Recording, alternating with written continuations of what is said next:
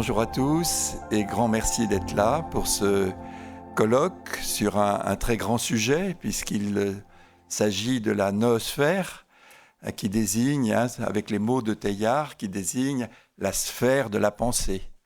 Donc ce sujet est quand même important puisque nous en faisons partie tous de cette sphère de la pensée sans forcément le savoir, un peu comme M. Jourdain.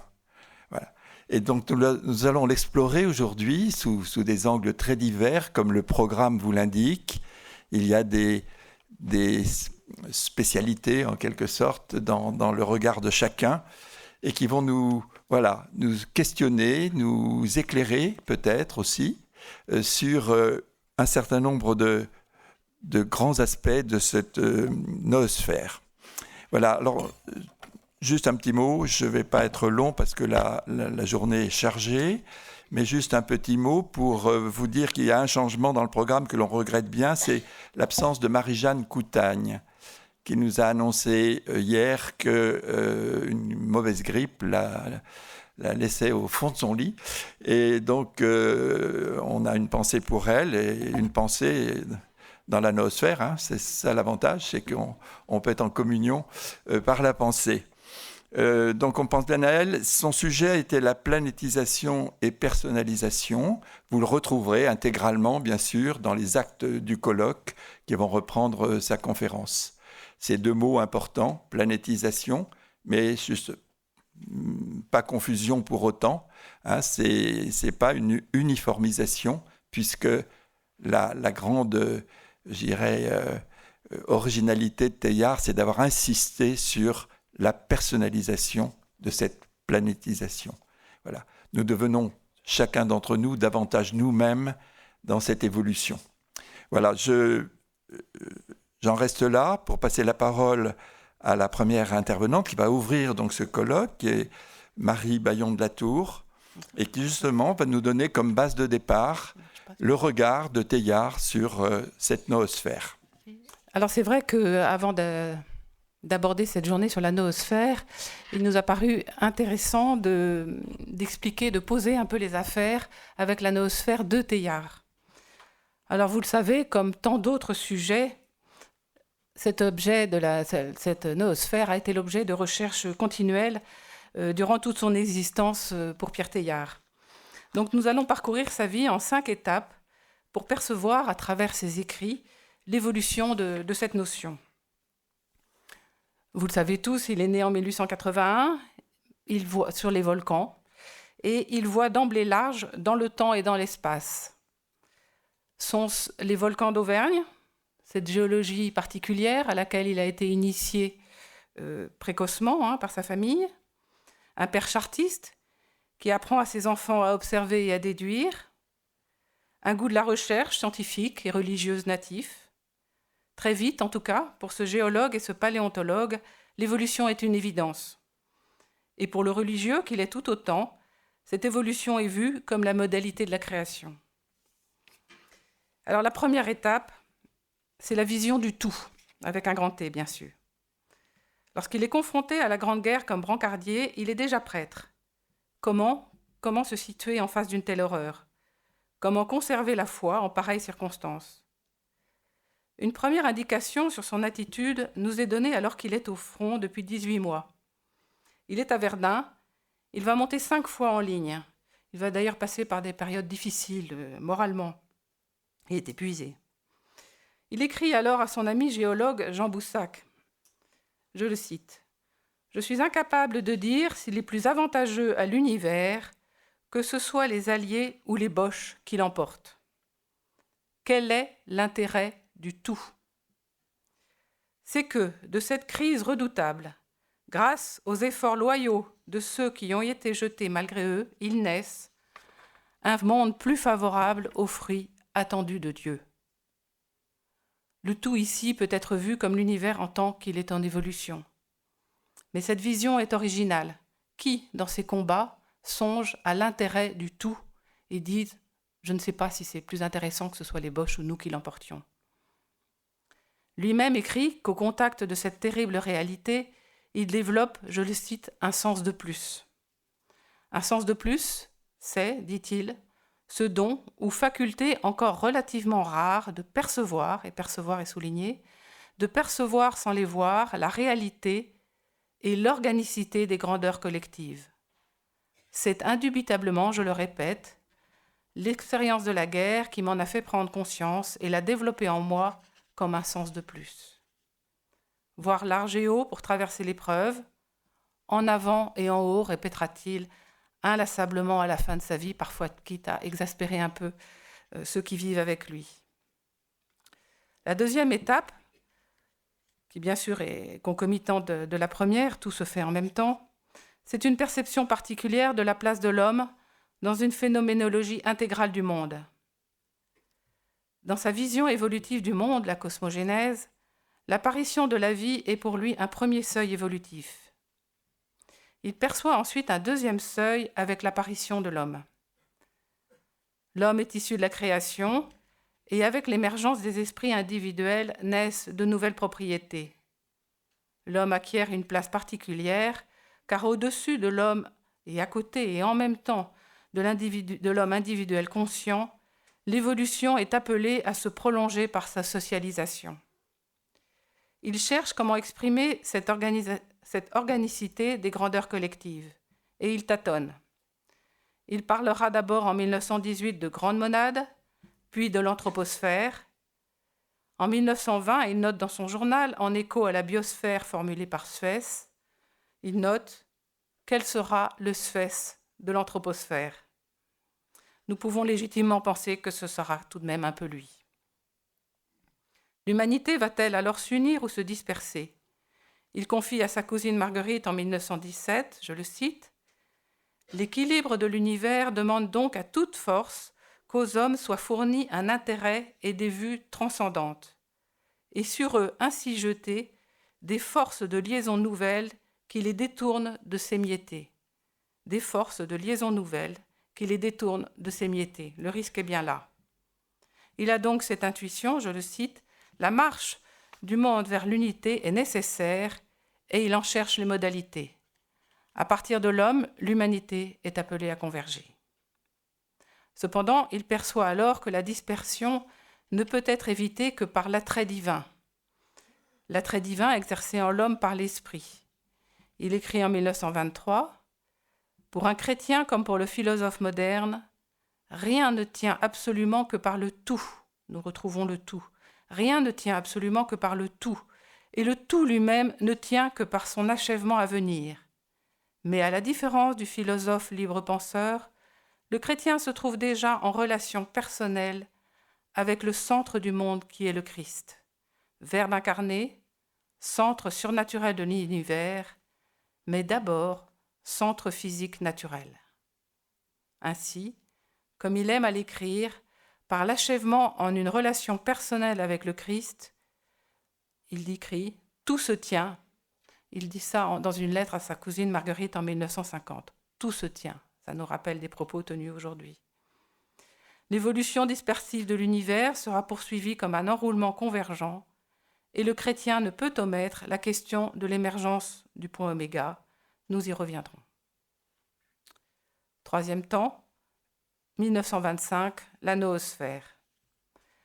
Ces questions lui étant essentielles, il les partage avec ses amis, le philosophe Édouard Leroy, le géochimiste ukrainien Vladimir Vernadsky, qui est alors à Paris. Reprenant la biosphère de Suess, notion qui elle-même a été reprise par Vernadsky déjà, le terme de noosphère va émerger. Pourtant, un témoignage intéressant sur la genèse de ce terme nous est parvenu avec une lettre de 1952 dans laquelle Pierre écrit à Théodore Monod. Je le cite. « Oui, je crois bien être le père ou le co-père de la noosphère. Le mot ayant été popularisé par Édouard Leroy dans sa conférence sur l'homme au Collège de France vers 1925, où il a utilisé un de mes essais que je n'ai plus. Vernadsky était à Paris à l'époque et je l'ai vu souvent. Il a pu lire Leroy, ou m'entendre, ou simplement créer le nom de son côté pour arrondir sa biosphère. Peu importe, en somme, si l'idée est féconde et fait son chemin. » Dans l'œuvre de Pierre, ce terme de noosphère apparaît en 1925 dans cet essai au titre significatif de l'hominisation, noosphère et hominisation bien sûr. Pour bien le comprendre, il nous faut citer en totalité la définition qu'il en donne dans ce texte de l'hominisation. Eh bien, ce que nous proposons ici, malgré ce que cette vue peut avoir au premier abord de démesuré et de fantastique, c'est de regarder l'enveloppe pensante de la biosphère comme étant de même ordre de grandeur zoologique que la biosphère elle-même. L'enveloppe pensante de la biosphère comme étant de même ordre de grandeur zoologique que la biosphère elle-même. Donc l'enveloppe pensante, bien sûr. Plus on la considère, plus cette solution extrême paraît la seule sincère. Si nous ne renonçons pas à faire rentrer l'homme dans l'histoire générale de l'unité terrestre sans le mutiler, lui, sans la désorganiser, elle, il faut le placer au-dessus d'elle, l'homme. Il faut placer l'homme au-dessus de la biosphère sans pourtant l'en déraciner. Il faut tenir tout ensemble la biosphère et l'homme.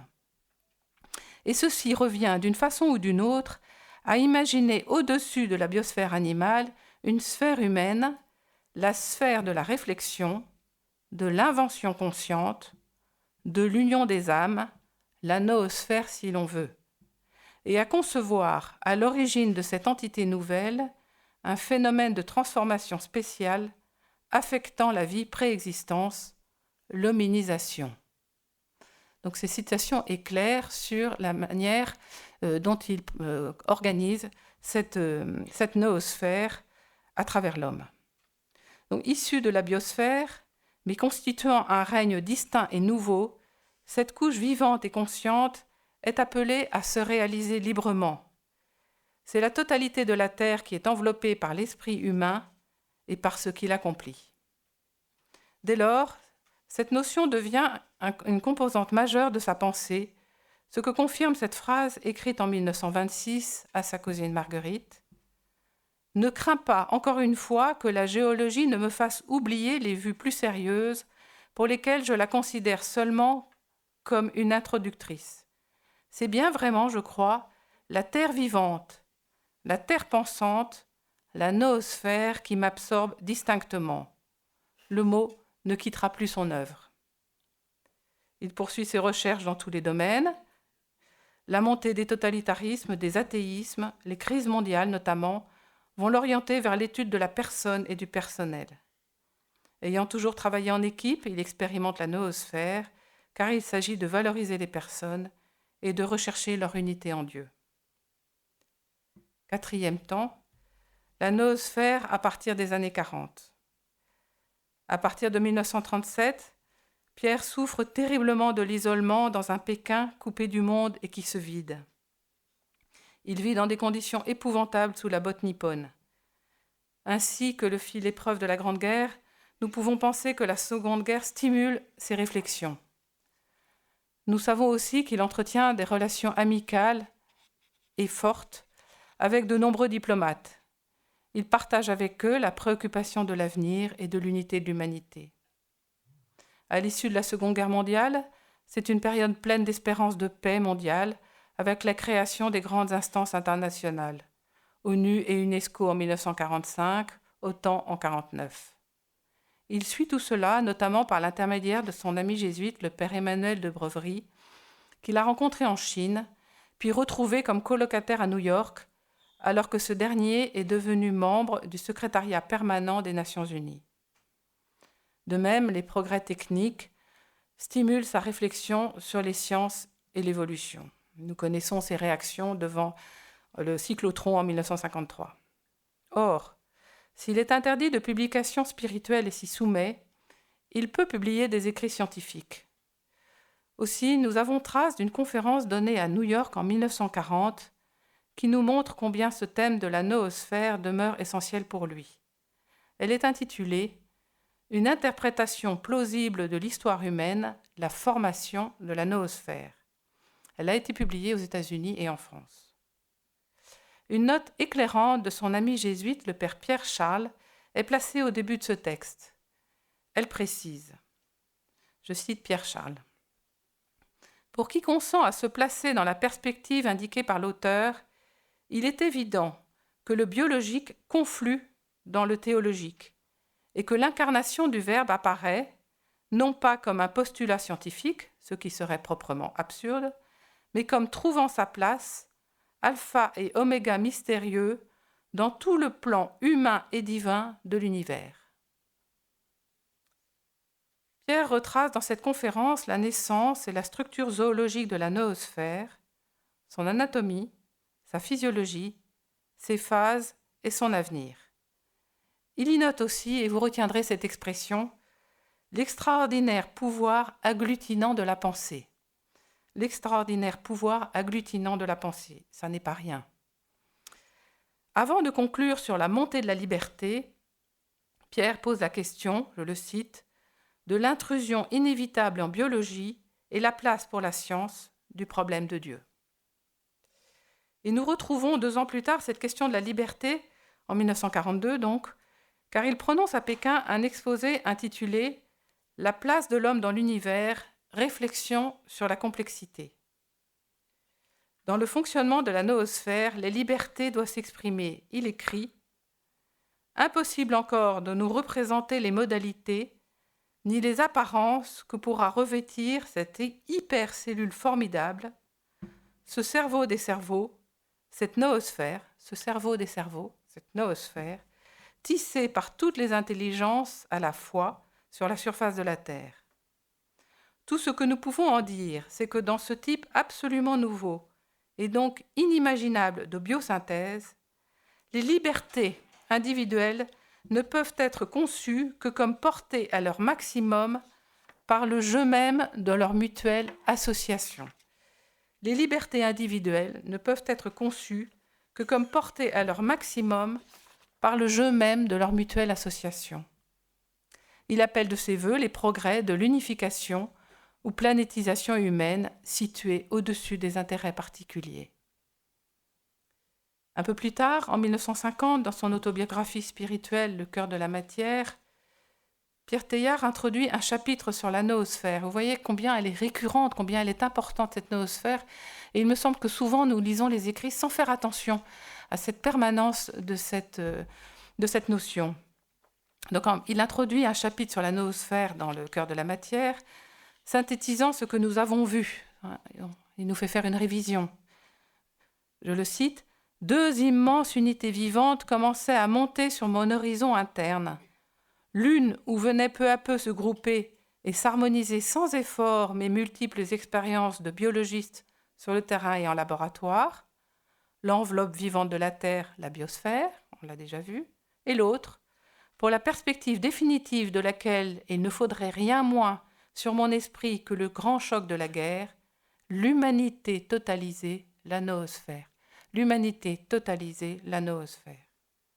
Ce chapitre, au titre éclairant de « l'humain ou le convergent », on retrouve l'idée d'agglutinement, si je puis dire, comprend 3 étapes.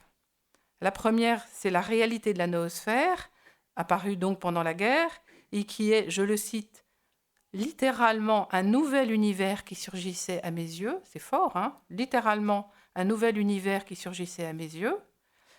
Dans la seconde étape, c'est l'étoffe de la noosphère. Nous trouvons cette phrase significative, je le cite, « La matière, matrice de l'esprit, l'esprit, état supérieur de la matière.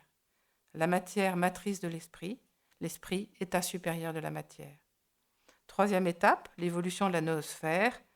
Nous retrouvons la question déjà évoquée de la convergence portée par l'homme, je cite, d'un seul et irrésistible mouvement, par effet de convergence, l'inaltérable dont j'avais toujours rêvé, à la fois s'universalisait et se personnalisait. L'inaltérable dont j'avais toujours rêvé, à la fois s'universalisait et se personnalisait. Cette inaltérable, cette consistance qu'il recherche, se dévoile désormais. Elle se situe au cœur de la matière, et ce chapitre de ce texte, Le cœur de la matière, se termine par ces mots. Le morceau de fer des premiers jours est depuis longtemps oublié. Nous savons que c'est le morceau de fer qui l'a déçu parce qu'il rouillait dans la cour de la ferme. Mais, en sa place, sous forme de point oméga, souligné point oméga, C'est la consistance de l'univers que je tiens maintenant ramassée en un seul centre indestructible, que je puis aimer, et en majuscule, que je puis aimer. Le point oméga, le Christ de l'évolution, le Père Teilhard l'appelle de tous ses voeux à la fin de ce texte, le cœur de la matière, où il s'écrit « Et que par diaphanie et incendie à la fois, jaillisse votre universelle présence, ô Christ toujours plus grand. » 5e étape, nous allons conclure notre parcours avec 3 ultimes textes de 1954 et 1955. À partir de 1951, le Père Teilhard est en exil à New York. Il effectue depuis longtemps, nous le savons, des missions pour une fondation anthropologique, la Wenner-Gren Foundation. C'est une fondation américaine dont le docteur Fejos est un ami. Et le docteur Fejos l'embauche dès qu'il arrive en 1951 à New York. En mars 1954, Pierre va revenir sur la question de la noosphère dans un écrit scientifique, « Les singularités de l'espèce humaine ou le pas de la réflexion ». Il évoque donc la question de la singularité de chacun d'entre nous et de l'humanité. Mais ce texte est très intéressant, car loin d'un optimisme béat, et avant, il va donner ensuite des raisons d'espérer, mais il va poser les questions clés des peurs de l'espèce humaine. Et en introduction, il identifie 3 peurs. La peur d'être perdu dans un monde si grand, la peur d'être réduit à l'immobilité, et enfin la peur d'être enfermé dans un monde clos, de ne pouvoir se faire entendre, de ne plus pouvoir bouger, de ne plus pouvoir en sortir. Il évoque l'histoire de l'espèce humaine et sa capacité de co-réflexion, et donc la noosphère. Puis, il n'hésite pas, et de manière prémonitoire, à se demander, vous allez retrouver des thèmes qui sont fréquents aujourd'hui, je le cite, « Jusqu'à ce que l'homme apparût sur la Terre, un équilibre souple et mouvant se maintenait stablement entre litho et biosphère, jusqu'à ce que se produisit la crise biologique de l'hominisation. Certes, il a fallu à l'homme du temps pour s'apercevoir de son imprudence. N'est-ce pas hier seulement qu'a commencé à être dressé par nos économistes un bilan de la Terre. Au train, donc, où vont les choses, trop d'hommes et trop de gaspillage par la faute des hommes, sol et sous-sol des continents risquent, avant très peu de siècles, de se trouver épuisés. À vue d'œil, c'est notre capital évolutif qui disparaît. Mais en attendant, une chose au moins est sûre, et c'est qu'une telle plénitude de survie matérielle exigée, je le répète, par le cours normalement prévisible de l'hominisation, donc une telle plénitude de survie matérielle ne peut être assurée que par toujours, et c'est souligné, plus de science et toujours plus d'ambition et toujours plus de sagesse. On croirait un discours qu'on entend aujourd'hui. La charité est alors le point d'appui de cette sagesse, dit-il, je le cite, explicite aux dimensions du monde moderne, la charité évangélique est en train de s'apercevoir qu'elle n'est pas autre chose tout au fond que l'amour d'une cosmogénèse christifiée jusque dans ses racines. Alors vient un autre texte en octobre 1954, les changements que l'humanité se fait subir à elle-même, sur les changements que l'humanité se fait subir à elle-même, et ce texte s'appelle « Ancienneté et développement mondial de la culture humaine ». Alors je voulais parler de ce texte aujourd'hui parce qu'il n'est pas connu. C'est un texte qui lui a été demandé pour un colloque qui avait lieu en 1955, en juin 1955. Nous savons qu'il est décédé en avril. Il écrit à sa cousine Marguerite. La Wenner-Gren prépare pour juin prochain un symposium, il appelle ça un colloque, sur les changements introduits par l'homme sur la face de la Terre. Je viens de rédiger, lui écrit-il, un rapport assez explosif sur ma noosphère pour le symposium de juin. Évidemment, donc, cette intervention n'a pas été diffusée, mais elle a été reprise par Karl et Nicole Schmidt-Mordman, qui ont fait un travail colossal de collecte de tous ces essais à travers le monde. Et ils ont publié ces essais scientifiques, mais parfois pas tout à fait. Et ils ont publié en 1971 une œuvre énorme qu'on peut trouver pour très peu cher sur Internet, de 10 tomes, et qui est intitulée « L'œuvre scientifique ». Et je veux vraiment rendre ici hommage à Carl et Nicole. Carl est décédé, mais je suis toujours en contact avec Nicole, pour l'énorme travail de recherche et de sauvegarde qui a été qu'ils ont réalisé. Donc on va brièvement s'arrêter sur ce texte. Ce texte va résonner avec le texte précédent des singularités de l'espèce humaine. Il traite du rôle de l'homme dans l'évolution, et dès l'introduction, la noosphère, et c'est essentiel pour notre propos, y est présentée comme la clé de lecture du développement de la culture humaine. Notre jésuite commence par la présenter comme inscrite dans la nature planétaire de l'homme, la culture humaine. Dans son développement historique, donc oui, il va commencer par parler de la noosphère comme la noosphère comme inscrite dans la nature planétaire de l'homme, inscrite dans son développement historique et enfin dans sa nature culturelle. Puis il précise les caractéristiques de la noosphère, caractéristiques qu'il qualifie chacune de nouvelles et efficaces. L'invention, forme d'invention, forme d'hérédité, forme de spéciation. Le thème du colloque, l'influence de l'homme, invite le chercheur jésuite à la prospective. Aussi aborde-t-il l'état actuel et peut-être, dit-il, avenir de la noosphère. Donc l'état actuel et peut-être, donc peut-être, ça souligne bien sûr sa position de chercheur, avenir de la noosphère. Je publierai dans les actes ce texte, je le mettrai. Il insiste sur la persistance de l'état évolutif de l'humanité. L'arrêt de toute évolution serait une impasse. Or, pour lui, nous l'avons vu, l'humanité a quitté la divergence. Elle connaît maintenant la convergence et la compression. Cette inversion est pour lui le fait de la pensée.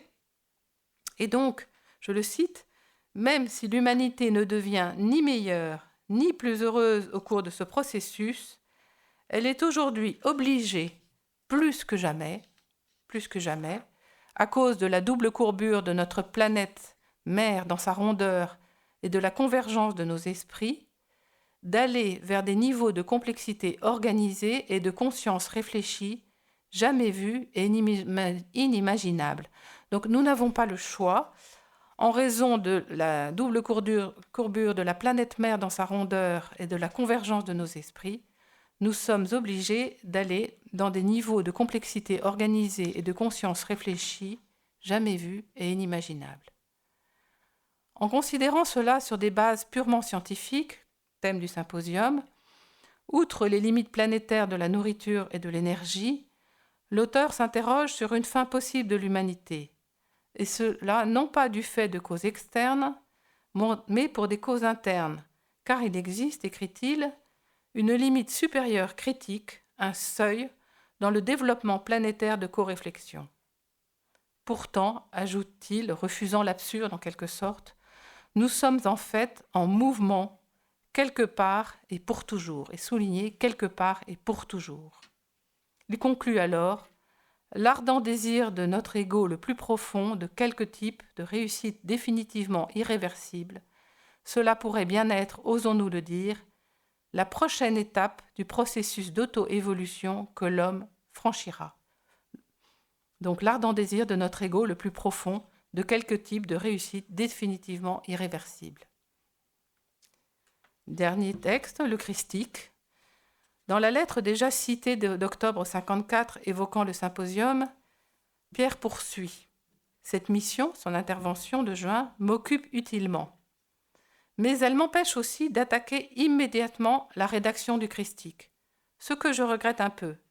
Finalement, tu le sais, confie-t-il à Marguerite, origine humaine, noosphère et co-réflexion ne m'intéressent que dans la mesure où elles introduisent et imposent une nouvelle et plus haute forme d'adoration. Le texte scientifique que nous avons évoqué, Ancienneté et développement mondial de la culture humaine, fait donc écho à son multiple texte spirituel, le christique. Texte puissant, texte dans lequel il écrit, et on ne fait pas souvent attention à la deuxième partie de la phrase, l'énergie se faisant présence, il semblerait qu'un seul rayon d'une telle lumière tombant sur la noosphère dut provoquer une explosion assez forte pour embraser et renouveler instantanément la face de la Terre. Or, avait-il déjà précisé en 1924, l'explosion de la résurrection marque la prise de possession effective par le Christ de ses fonctions de centre universel.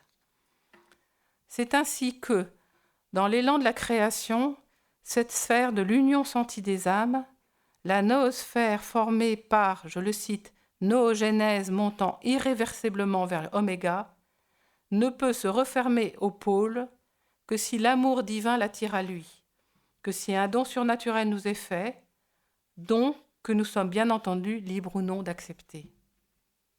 En moi, et moi, dit Jésus, élevé de terre, j'attirerai tout à moi, écrit saint Jean.